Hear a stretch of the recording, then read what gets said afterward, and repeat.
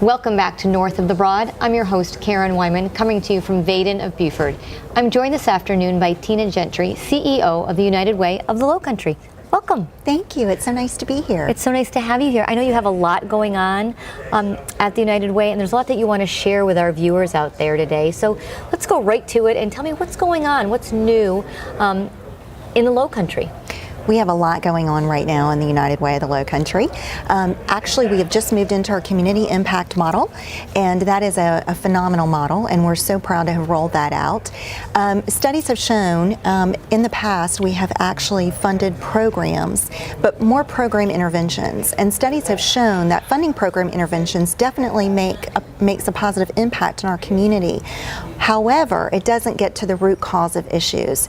So what we would like to do is back up and start finding out what those root causes are of issues, complex social issues in our community, and start addressing those issues. Well, good for you. So instead of just sort of putting a Band-Aid on something or putting funding in a place where maybe it isn't as influential or as helpful as it might be, you're really going to the root cause and trying to address some of the problems that we have here in the Lowcountry, in our backyard. Absolutely.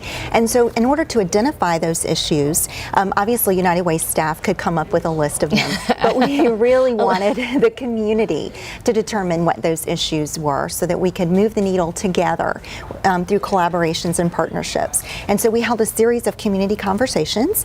We held some with our partner agencies and some with just concerned citizens in the community. And we determined what those issues were. And then now we will be funding those programs that will help us move the needle on those complex social issues. Oh, wonderful. That's so wonderful, Tina. So tell us a little bit about what it is that, those things that you're going to be funded. I know education is definitely on the top of the list. Absolutely. Education and basic needs are our two top priority areas, but we'll also be funding initiatives within health and family financial stability. So one of the things about education that we talked about briefly before we started was your big, Operation Backpack. Yes. Tell the community about Operation Backpack and how they can help with this particular project. Well, Operation Backpack is a program that our Women United group has been responsible for now for this will be the second year. And what we want to do is supply school supplies to those children who are in need. We don't want to duplicate efforts, but we want to make sure that every child starts school with the tools that they need to be successful. And so we're collecting school supplies until July the 29th at a number of locations, including each of our 3 offices. And we will pack those backpacks full of school supplies, and we will deliver those backpacks along with 2 uniform shirts for each of the children to the individual schools so that when they actually go to meet the teacher day, they will get their supplies and be ready to start school on August the 15th. Wonderful. What a great idea. So how many children are you able to help through Operation Backpack? 435 this year. That's amazing. Yes, it is. There's so many children in need, but we have such a generous community, and so that program has definitely grown from year 1 till this year. I would say, and I know, you know, as a parent of 2 children, one who's in high school and one who's a middle schooler, you know, you buy all the clothes and everything that they need, and then you think, my goodness, now I have this other list that I need to fulfill. So it's so nice that people in the community can step up and help those children who are most in need, because it's nothing like going to school and not having all the things that you need, and we know that being prepared sometimes is just half the battle. Absolutely. And you know, it's so sad to think that some students arrive on the first day without even a pencil, and so we want to make sure that that doesn't happen. We want to make sure that every child enters school on equal ground. Wonderful. Just a great way that, you know, giving back to our community. We also know that you have your annual golf tournament that's coming up very soon. We know it's going to be at Secession, but is this the 16th year? Actually, it is the 16th year. So we will hold our golf tournament at Secession on September the 28th, and it's a wonderful, wonderful golf tournament. Many people don't get to play that course, so they're usually very, very excited about doing that. And all of the money that we raise, the net proceeds from that actually go back to help fund those collaboratives to help us meet those root causes of community issues.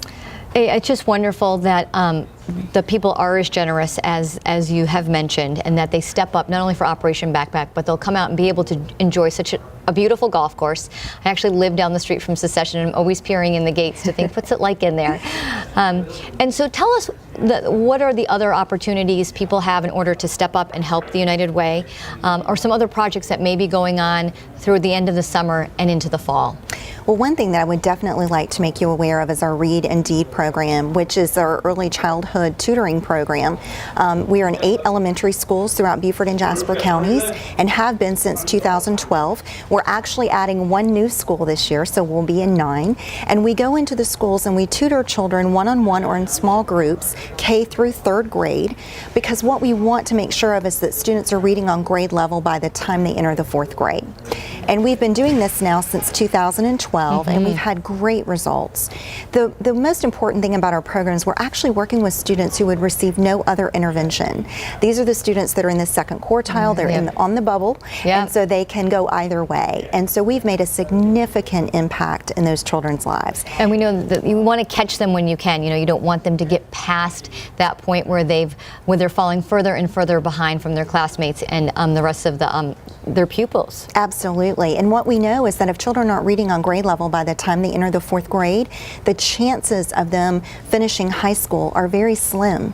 And can you imagine? I have a little girl who's getting ready to go into the 5th grade. I can't imagine her having made that decision at the end of 4th grade, whether it's consciously or not, correct, that she would be dropping out of school just because she couldn't read on grade level. So again, you know, stepping up to find that population that sort of is just on the cusp but could need a little extra boost in order to continue to help themselves. And of course, as we know that you help yourself, you raise the rest of the community by doing so. Absolutely, absolutely. And we have been so successful with our program, and we're thrilled to report that we don't have the results from this past year. We should have those any day.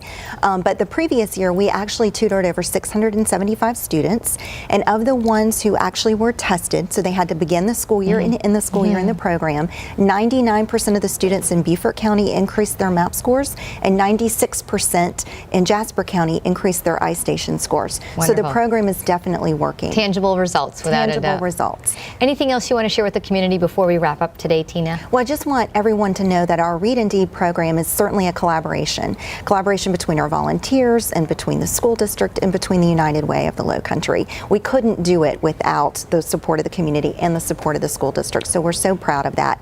Also, we do need tutors. It takes a lot of tutors in order to make that program successful. So if anyone is interested, please go to our website at uwlowcountry.org and you can get the information there. Wonderful. You took the question right out of my mouth. I know that you're always looking for support, for all the support that you give back to the community. Thank you so much for being a guest with us, and we hope to have you back sometime in the fall. You can give us an update on all of your programs. Would love to do that. Thank you so much. You're welcome. We'll be right back with our next guest on North of the Broad.